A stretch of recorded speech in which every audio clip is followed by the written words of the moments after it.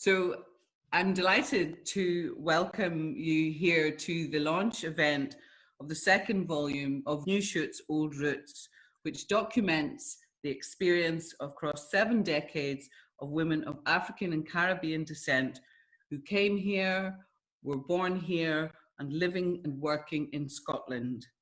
I'm Emma Jackson, and I work at Glasgow Caledonian University, and I have been working with members of the Afro-Caribbean Women's Association on and off for, well, I don't know, quite a long time, and delighted to be given this opportunity to speak as way of introduction to this panel discussion. But I want to first just read a little bit from the foreword, just to set the context for our discussion today. History matters, and it's essential that we record the experiences of Black women, of women of African and Caribbean descent, women of colour in Scotland. This history is vital for everyone in Scotland, yet it was in danger of not being recorded. ACWA have maintained a quietly determined effort to prevent erasure of the lived experience of people of colour in Scotland. Unless we continue that work, Scotland's rich and complex history will continue to be diluted and diminished, and that would be a loss for all who live here. Erasure is not just an academic exercise, it has become the political reality for many people in Britain today. The Windrush generation who immigrated to Britain from the Caribbean after World War II have felt this most cruelly. Nearly 70 years after they were invited by the British government to really rebuild a post-war United Kingdom, they now face a deliberately hostile environment in both policy and practice, and face deportation from the country they have helped to shape. That hostility depends on denial and forgetting. The physical erasure through deportation requires the prior cultural erasure of shared histories and collective experiences. Scotland has long celebrated its role in the abolition of slavery, while choosing carefully to neglect this country's cultural and economic dependence on the labour of enslaved people. As a consequence, generations of Scots have grown up with a dishonest version of history. It's not possible for a national cultural and politics to be honest if it does not know this truth. Although the success of these women and their families is evident, the pages of this book also reflect the racism and the microaggressions in everyday life which have been enabled by this partial and misleading version of history. So this book is important, not only for what it says about the past, but also for the way it speaks to the present and to the future. Migration to Scotland has never been higher, and Scotland's population has never been so diverse. So the stories in this book, they are vital to us all, and I'm immensely grateful to the work of ACWA women. They have been an inspiration to me, and I have learned so much from them. I am delighted that this book will help to keep Scotland informed and honest in our richness and diversity. I'm delighted to invite 3 of the members of ACWA here today to discuss and to share about their experience both of being in Scotland and living and working in Scotland, but also about the drive and their efforts to create this piece of history. And so I introduce Harriet Campbell. Harriet, you're just beside me in my screen. So you'd like to just share some of your thoughts about today and the launch, and thank you. My name is Harriet Campbell, one and only. I've been a member of the African Caribbean Women Association for a long time, since 1988. And it all came about when I did meet up with Isaac and also IMA in 2014. And talking together with them, the idea came about of us trying to do something for history. And so far, I'm so happy that I met these two ladies. And again, history for us, women in Scotland, will be told and remembered for years. So I'm happy, and I hope it continues for the rest of our children and our grandchildren. Thank you. Thank you, Harriet. That's lovely, lovely introduction to the work and your relationship to it. Patricia, would you like to share some of your thoughts about both your own experience, but also how you came to be here today? I joined ACWA in 2007, and it's been a good journey because we are all a group of women who have come together, and that group in particular has been going on for a long time to support women who are alienated, who are lonely, who are by themselves, and it brings everyone together and helps you to adapt and fit into the community and such. And this particular project, I've been involved in it from inception, from the start.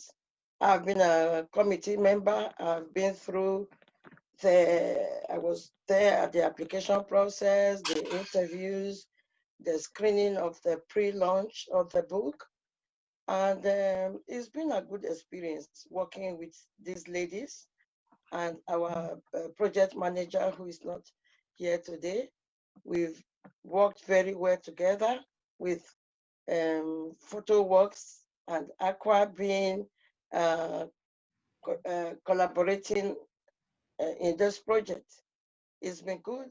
It was a good experience for me and all the women who took part in that event had a great time.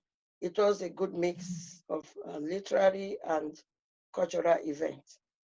So we hope that this book will fulfill all the desires we had at the start, which is to talk about our African experience in diaspora.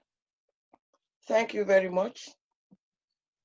Thank you. That's lovely, lovely reflection on your involvement in both in creating what we now here are launching today. And I think, Jamila, that's a really nice moment to be able to turn to you, who I think, although maybe not in the book, your stories, you've been very active in supporting women more recently to participate in contributing into this edition of the book. And so it might be quite helpful just to explain what your role was, but also what has happened from the first inception of the book to this one. And I think that would be really helpful to hear from you. So thank you. Yeah, thank you. Thank you, Emma. My name is Jamila Mahmoud Hassan, and I became a member of ACWA in 2015. And when I joined, I met a collective of women from diverse backgrounds, African, Caribbean, and I realized that they had a common front, which was to come together to address issues that affect women collectively, and also to see how we can have a common front, have a common goal, and also be comfort to each other. So in doing that, I jumped in at the point I realized that there had been a first edition of the project, and then there was going to be a sequel to the first edition. So that was when my involvement with the project started. And at that point, I took on the role to interview the women as a journalist. I did talk to some of the women and to have a recount experiences of different times that they all came to Scotland. And I can tell that the experiences were things that have left me informed, educated about Scotland. And I've been so impressed to know that everybody has a story. Everybody has a story and everybody has something to add to the fabric that makes Scotland today. So, but listening to the women, I realized they all had their bits, the good, the bad, and can I say the ugly here now? But it all forms part of the story, all forms part of what makes the women, the story readable, you know, it gives the experiences and also giving details of what really happened back then. And also, I realized that they all had, for me, that I just came to Scotland about 11 years ago, 12 years ago, sorry. I had the opportunity to look back at what was normal back then to what we have now. So I also want to say that these women are like the cushion for us to stand on. So in a way, we've had it, can I say we've had it a little bit better from what I understand? Or can I say that things have evolved, not better, but things have evolved? Yeah. So they are the wings. We had their wings to stand on. So it was good. I can say it was good. And I'm so grateful to a lot of the women who chose to talk about their stories, who chose to share their stories with the world. And it's good. I'm happy that I got involved. And I'm also happy that the women chose to talk to us about the story. And I think it will serve as a good read, as also a good academic piece, and also it will serve as a good literature. Because even in the world of, when it comes to looking for literature to support any argument, especially regarding women in Scotland, there isn't really many. So this is a good platform to start, and I hope that many more of this type will come into fruition. So yeah, so it's a good one. Thank you, Jamila.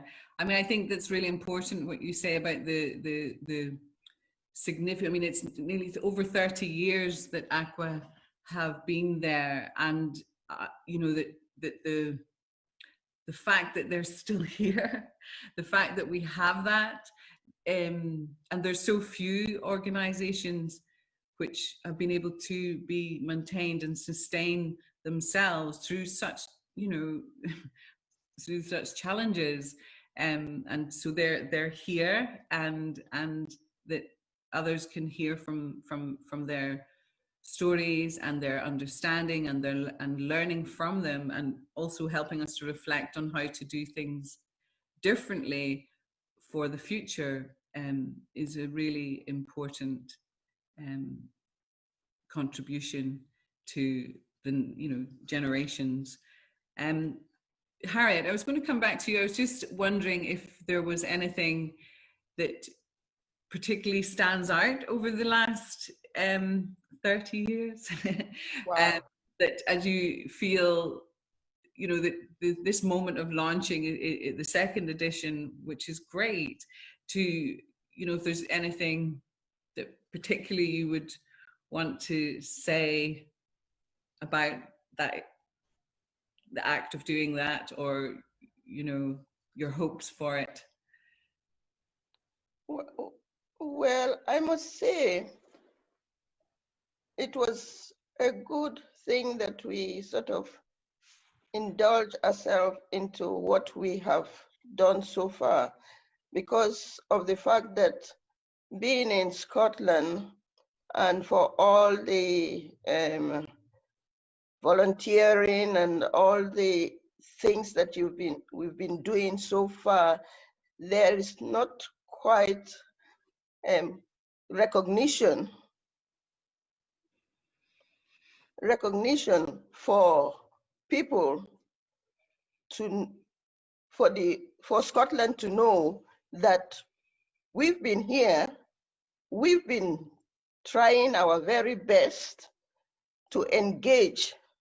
From ACWA, I must say that we started the awareness for sickle cell in Scotland because it was something that was really not known, I must say not known for quite a lot of people. And on top of that, because we found a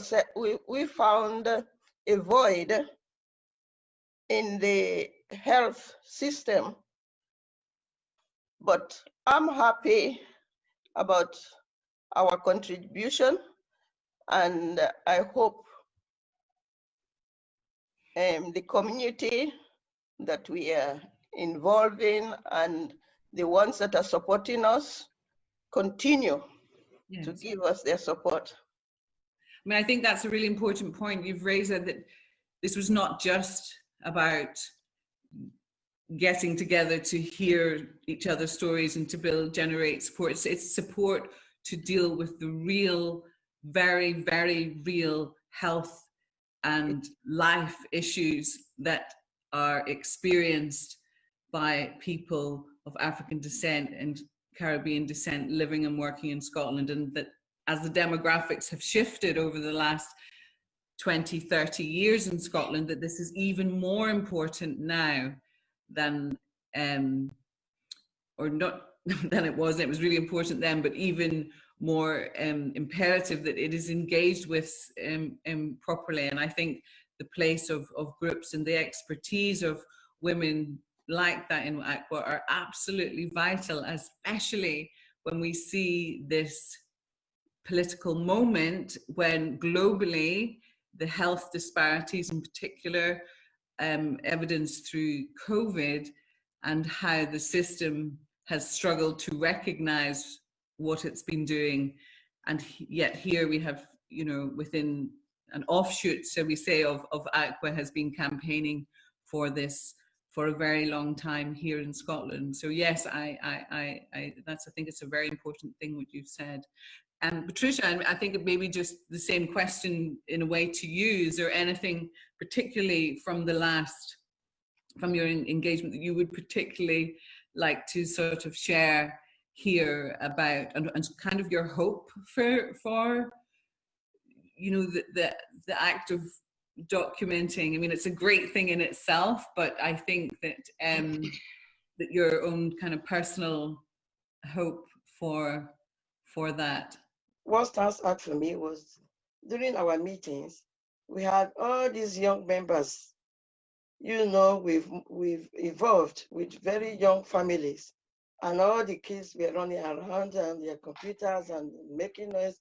And we thought, why don't we bring them together? And we started a ACWA Children's Choir, and it was great. We were even invited to the opening ceremony of the launching of Black History Month some years ago at the city center, at the museum at the city center. So that was a proud moment for us, that we are spreading awareness of our African presence through culture. If we come together, as we have done, then we are able to come up with ideas, arts and culture, education, awareness campaigns, reaching out to others and to the government to listen to us. So we can do that if we continue to stick together and also give each other support. That's important. That is also one of the bedrocks of ACWA. Thank you.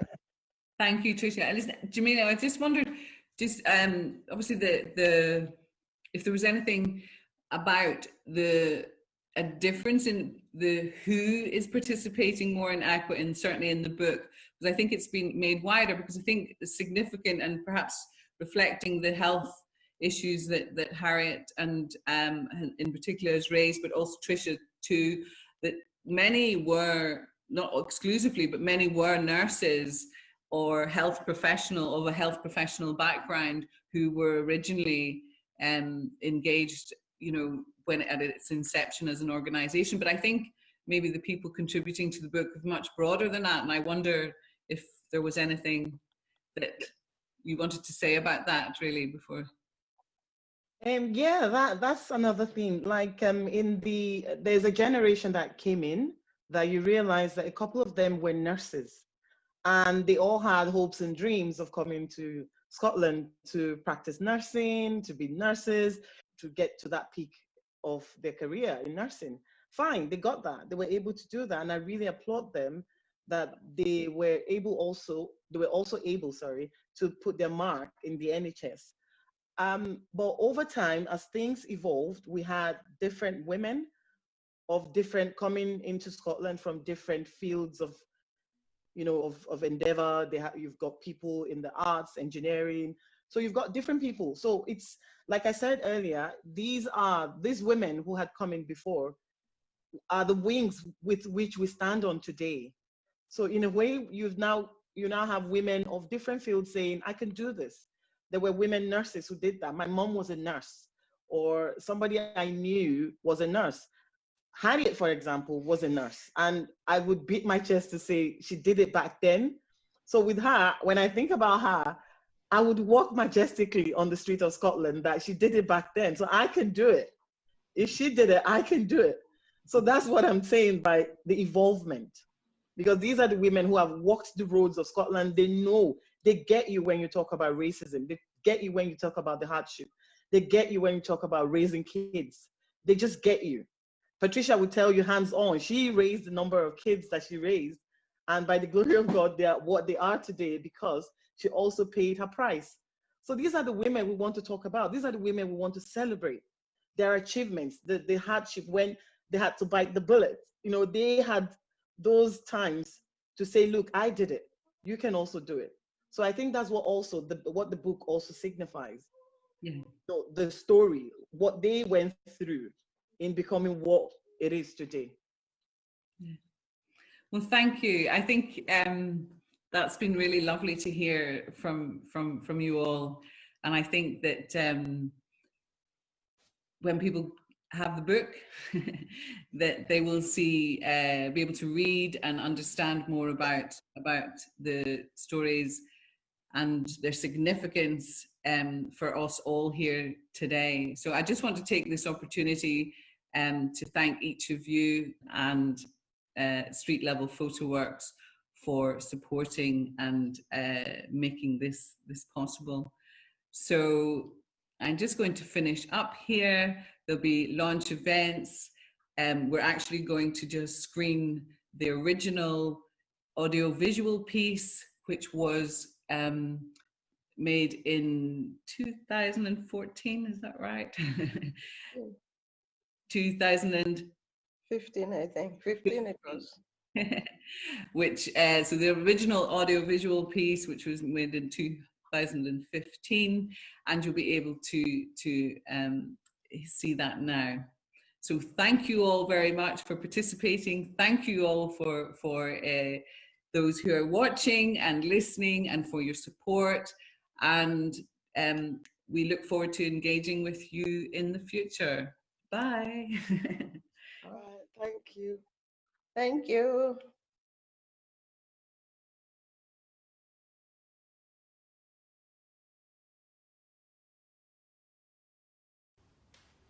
In our towns and in our cities, whether in Africa, Scotland or Spain, there are values in the human spirit we'll find time and time again. So don't be sad for precious people we can never truly replace, but celebrate the spirit they have left with us always.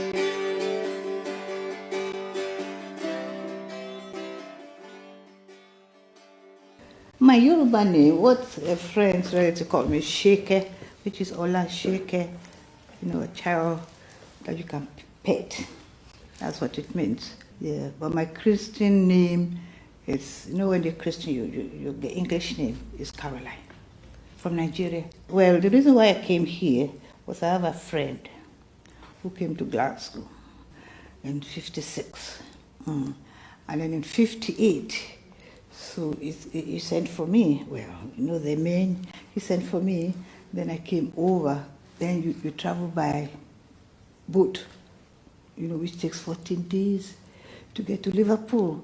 So from Liverpool, you take a train here anyway. So when I arrived here, he found a hospital for me to do my training, which was here Myers Hospital in Eskebride.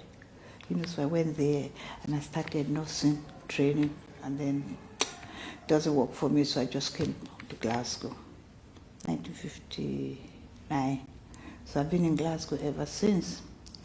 But when we came to Glasgow, and I kept meeting friends, and I said, oh, wait a minute, I think we're in the wrong place. I said, we're not in Glasgow. And then one of them said, what do you mean? I said, you don't hear how they speak? I said, I don't understand anybody, and nobody understands me. You know, I said, how could we stay here? And there are people, when they come here, when they hear how the Glaswegian speaks, I said, no, they won't understand it. Phew, they go back to London. Honestly, there are a lot of people in London, just very few of us. And I said, when I go to that place, I just stay, live or die. I'll just stay here because I don't like what I hear about London.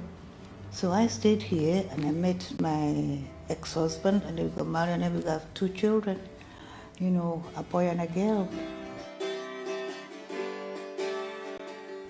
Because you couldn't get a house, you couldn't get a flat, they won't give you one. If they go open, they advertise, and you press the bell, and then you said, you're looking for a room. Oh, sorry, just been taken.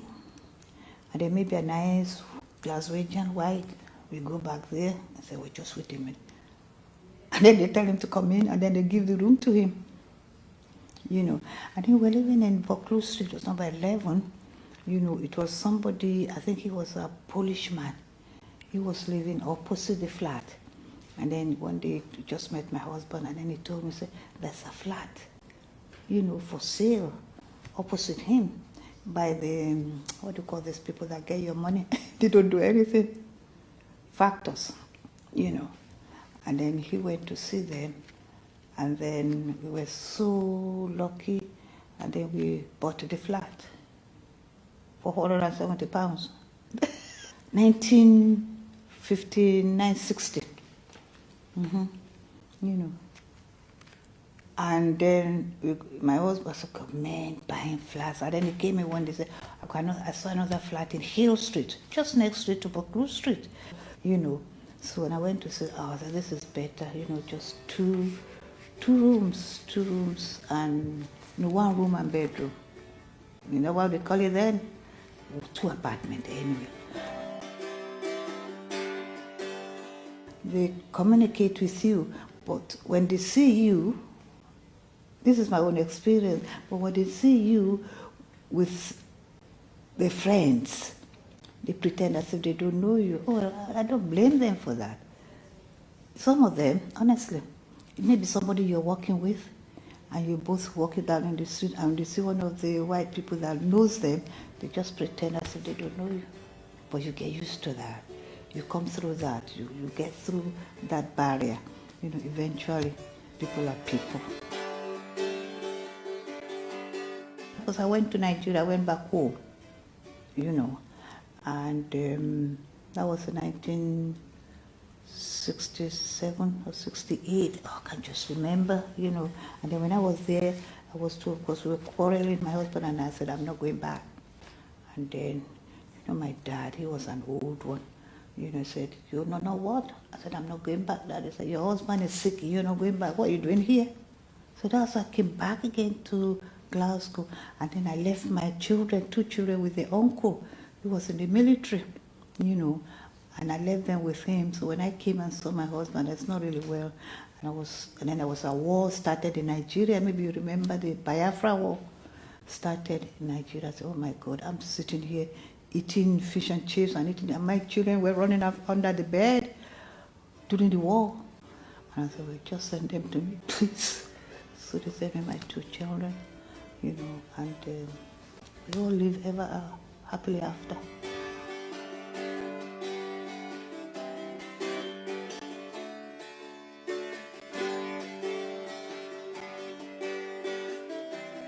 I came to Glasgow in the year 1964. No, I'm telling lies. 1965, the 11th of February.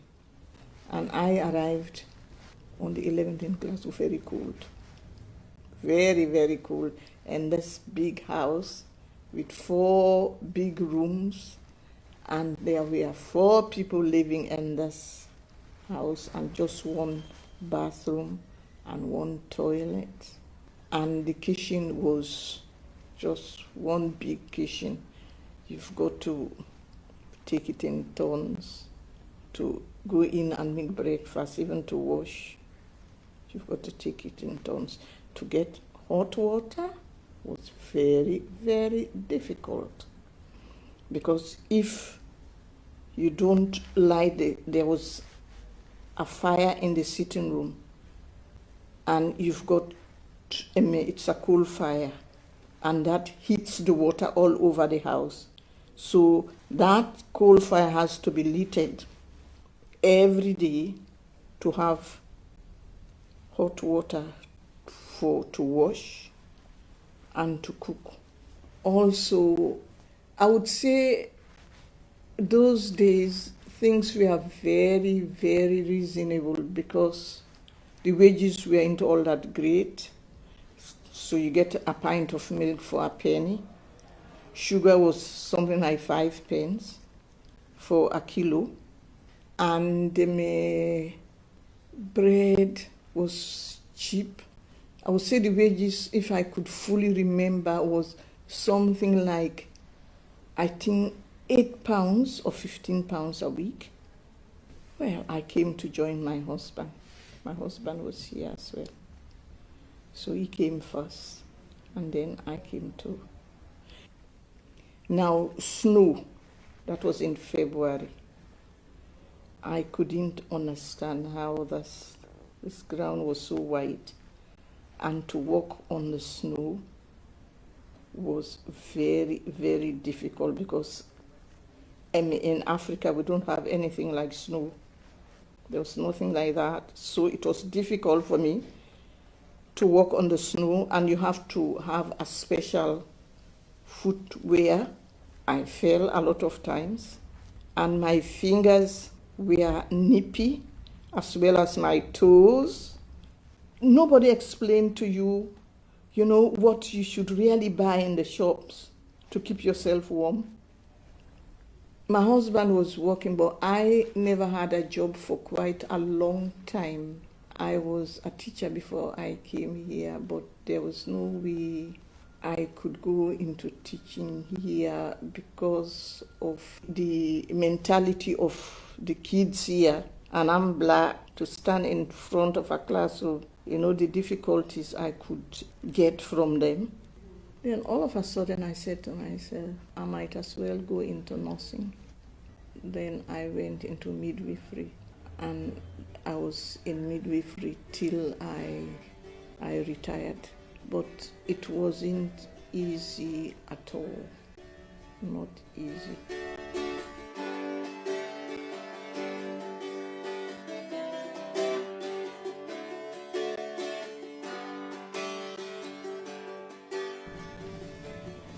I came to Scotland from down south. I was in England for 3 years because I arrived in England 1970, and as you say, culture shock. I was very homesick. I used to be crying all night. I was 25 then. I felt homesick then. But nevertheless, I finished my training in Bath. And then I decided to come up to Scotland, 1973. In a way, I was very nosy in a sense that during my school days at home, we had quite a lot of expatriates, Scottish, and they teach you about all these locks. So I applied to a hospital here, and I was accepted. I was accepted in both areas, Hampstead and Scotland. So I said, well, come to Scotland, seeing that with the connection from my teachers. And I came in 73, okay. I was in a nurse's home. Fortunately for me, when I came, the hospital that I went to, I met my friend there. And she was from the Gambia, I was from the Gambia. So it was a relief to know that you've got somebody. So usually when you go in on duty, you're in the nurse's home in one end of the city, and you go into the hospital where you are allocated. And those days, actually, you standing at the bus stop waiting for buses. And it's during the night that we were really insecure in most cases, especially the area where the nurse's home was. So much so, we used to sort of get ourselves together to go to the bus stop so that we wouldn't be met with teenagers, mostly young kids, congregating certain area, either when you're getting on the bus or when you're getting down the bus. They are there, and those days, you, in a way, we are not complaining to anybody about the harassment or the insults that you have from there. I can fully well remember on some occasion those days, you know, kids, stones will be thrown at you, but what can you do? Mm-hmm. Those times we used to be looking for the bus to come sooner, okay, so that you can jump into the bus, at least you are inside the bus. But nevertheless,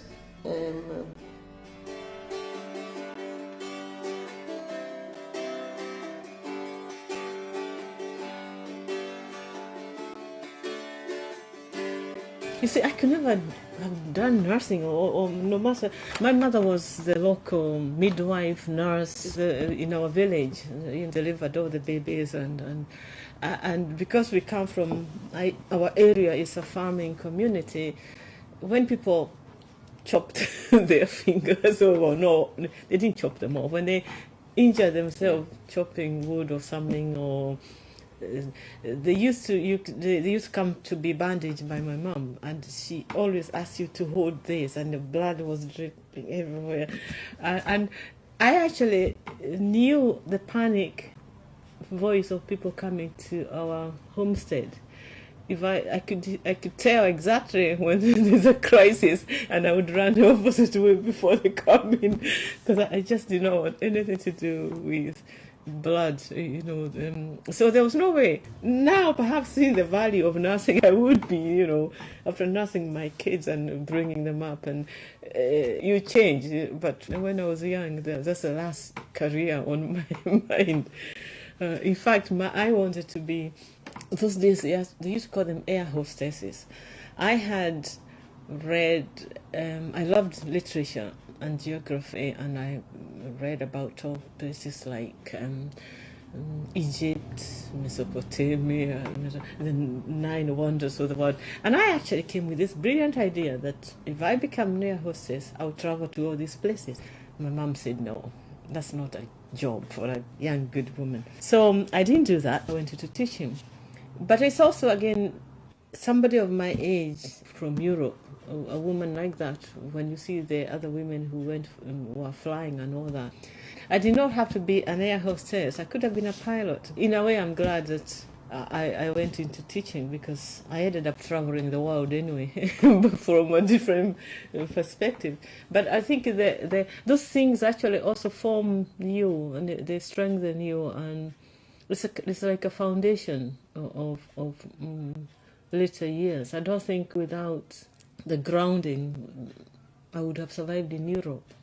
It's not just the racism, the isolation, the discrimination, the loss of identity, loss of status. And I mean, I tend to say, I was a teacher in Kenya, and in those days, teachers were really respected. It was a very prestigious job to do. It still is in a way, but then, because we are like the first or second generation of or Kenyan teachers. Before that, the most schools were run by white people, so it was really a high status job.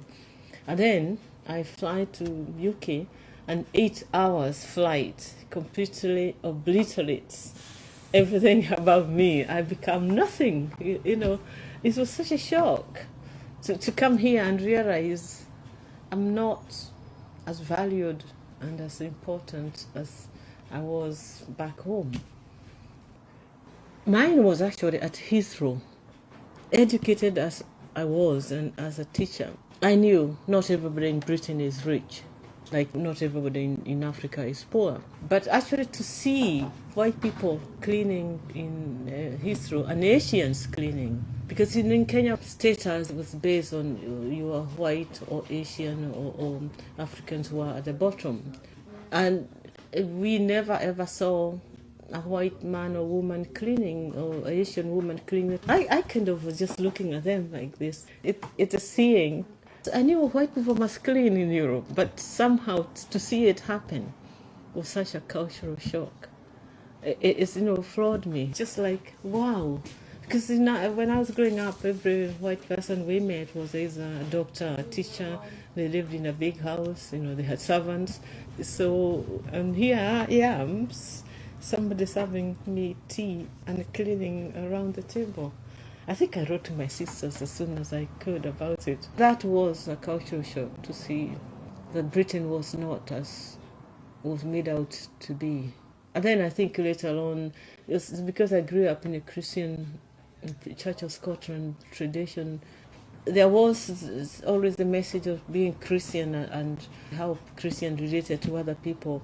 But then to be in a Christian country and people are so horrible to me, calling me names. I didn't go to church for a long, long time because my early experiences were horrid in the church. I cannot understand how church-going people can also be so racist. But then perhaps I had forgotten apartheid and the slave trade, which you can easily. So those kind of things don't relate to you when you're fighting your own battles. But later on, meeting other people and having discussions, we were reconnecting with those other struggles, the civil rights movements, all of them, how most of the horrendous things were policies like America and South Africa were all by people who believed they were created superior by God. I think those ideological differences were also a bit of a problem.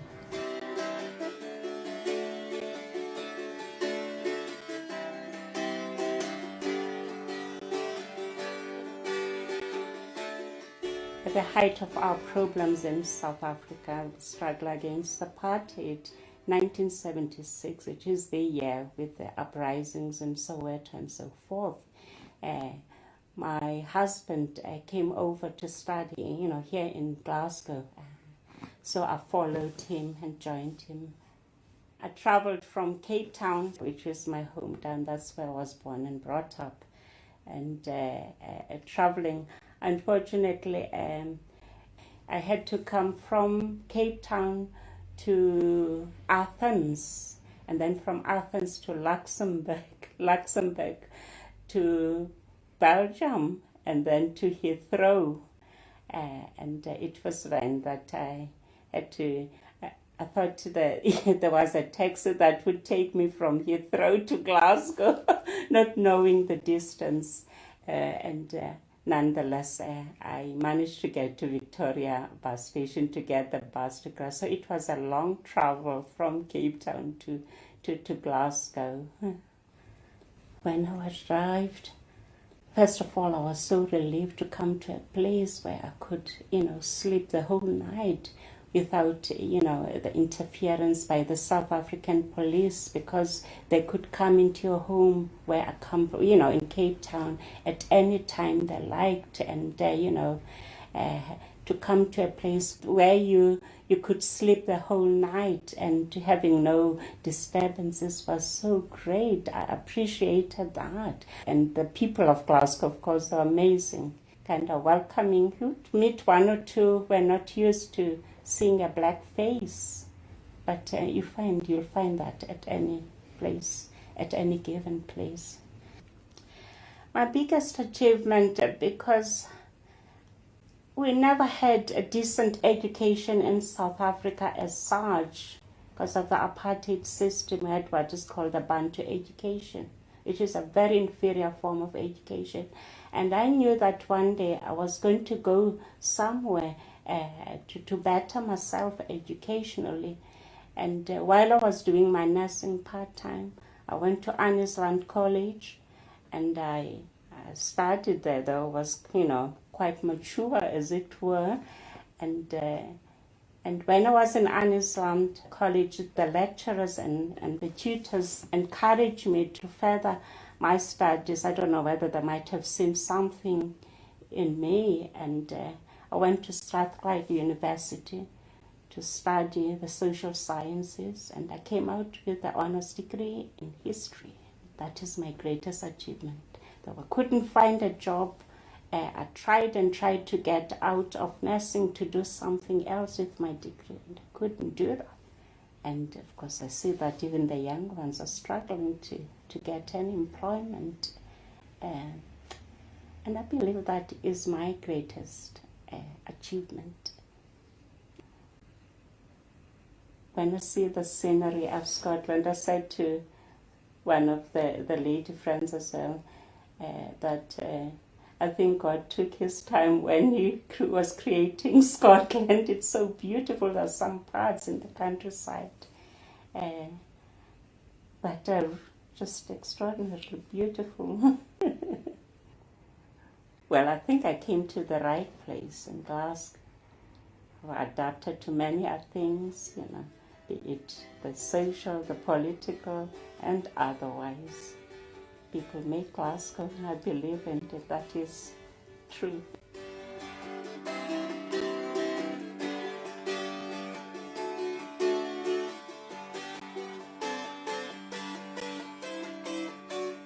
Coming here, the cultural shock was great. Okay, in the beginning things were good. Rotten Row used to be a very academic place for nurses, midwives to train, and we were all international, and the competition academically was very, very, very keen.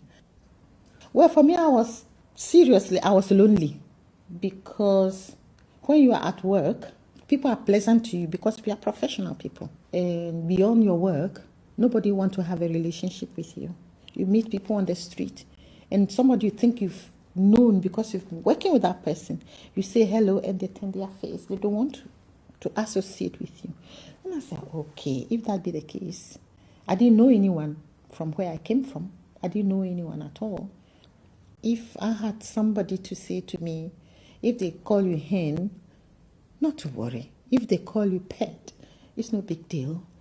For instance, I was working at the Glasgow Royal Infirmary, and I was the one in charge of the surgical ward. I used to run away from the telephones because I could not hear a word of what anybody said. And this, likewise, people were struggling with my accent. So I think that's where my confidence began to wade a bit. Okay, so it was a dual. They couldn't understand me, I couldn't understand them. But as I said, if I had somebody to educate me, things would have changed. But maybe I was being prepared for a role, Maybe that inspired me to set up my own group. And by good fortune, I knew quite a few nurses. So I got all these very talented women together, and we used to have meetings. So we agreed to form a group so we can support each other. That's how it started.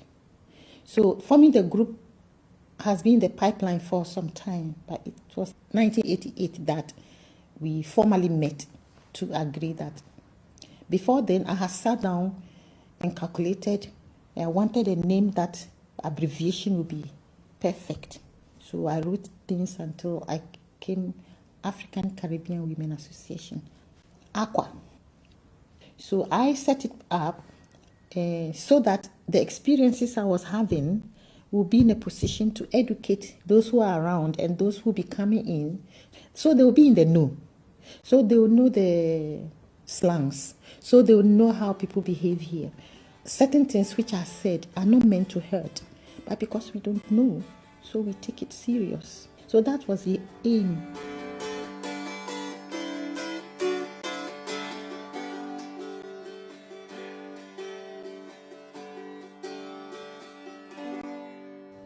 came to Scotland in 1990 from Zambia, and it was my first ever long trip to Europe.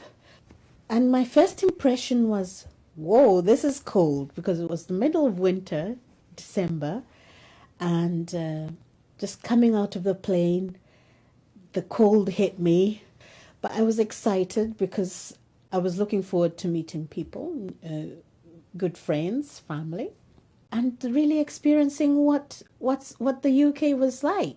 I was very interested and very open because I had never read a lot about it. We learnt about it at school, but I hadn't heard about the differences. Because usually, in when you're learning in the education system, a lot of focus is on England.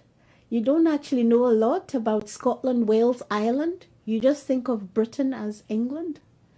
So Scotland, oh, that was something new. And when I got to Scotland, it was winter and there was snow, and I had never seen snow, never touched it. I remember we created a huge snowman, same height as me. It was fun. I really enjoyed it. I really had a good first impression of Scotland.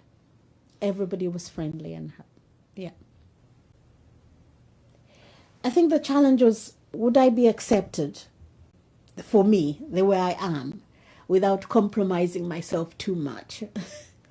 And also, would I be able to, would I be able to fit in? Would I be able to get work?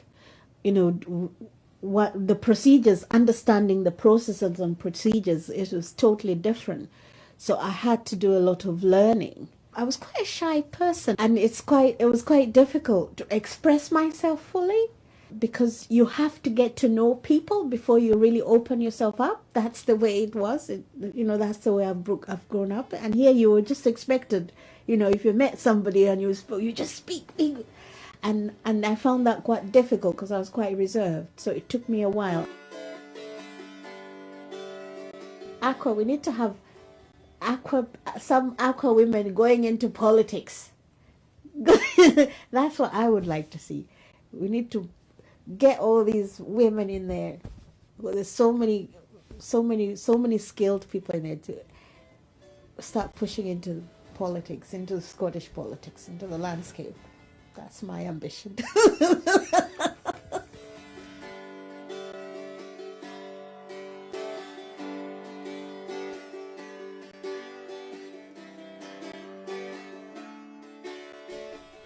I'm originally from Nigeria. My husband, when he was training to be a gynecologist, he lived in Belfast, Northern Ireland. We got married in Nigeria. Over there, I was a civil servant. I had just graduated and got a job with the Department of Education. 18 months down the line, I was in Belfast. And then after that, I had 2 kids in Belfast, 1981 and 1982. After which we were all over the place because a trainee doctor is not settled until he's a consultant. We lived in London, Wales, and then eventually he decided to take a job in the Middle East. And then in 1996 we came back to Britain with the kids when he got a job as consultant gynecologist in Lewis, Western Isles. So we lived there. After 8 years, he died of cancer. He was ill and died, and I was left with the children, the last 2, for another 3 years before they were old enough to come to university. And we relocated to Glasgow. The first impression and the first coming was exciting, I have to say. You are going to a new country, you have a new husband and a new life waiting for you. Exciting and frightening at the same time. I had never left home. So it was exciting and looking forward to a new life. And by the time I got to Belfast, the excitement soon worn off because it was lonely.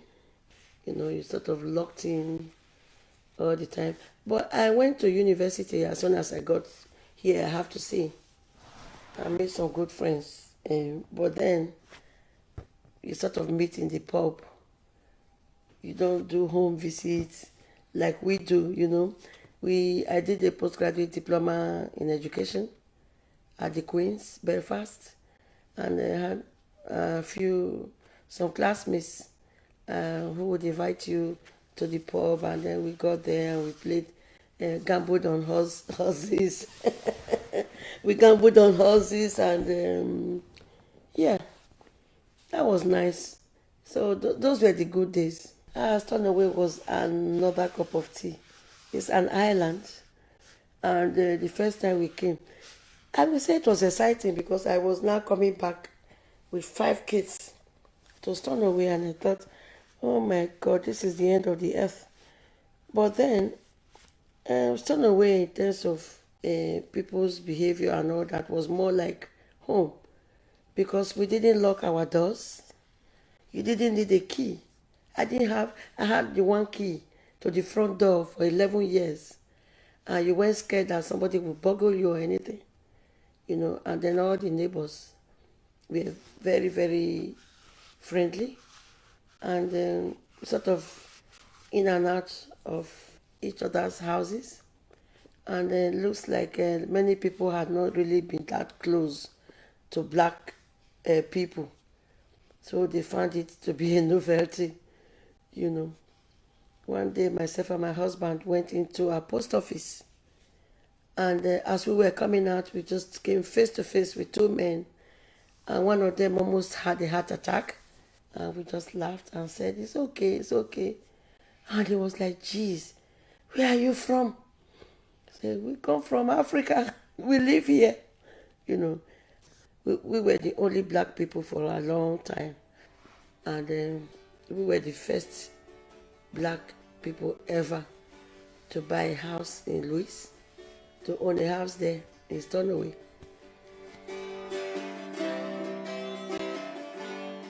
I would say on the whole, it was a positive experience for my children. It was more of positive discrimination for my children rather than against, because they were the only black children in the school. The secondary school was very good. Very, very good for my children. They allowed my children to grow. They all did very well academically. They all had all the support in the world. And I can proudly say I have 2 doctors, 2 nurses, and 1 pharmacist. And my advice to my children is, go for it. Go for whatever you want. Don't let anything or anybody stop you.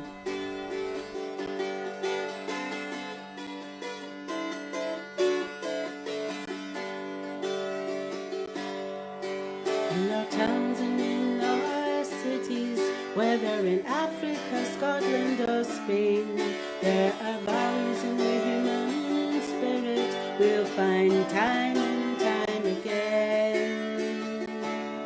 So don't be sad for precious people we can never truly replace, but celebrate the spirit they have left with us always. Don't let nostalgia leave you paralyzed with loss. Rather sow the seeds and still the values that underwrite those times. And all your memories, take the best of them to share, till the legacy is living all around us every day.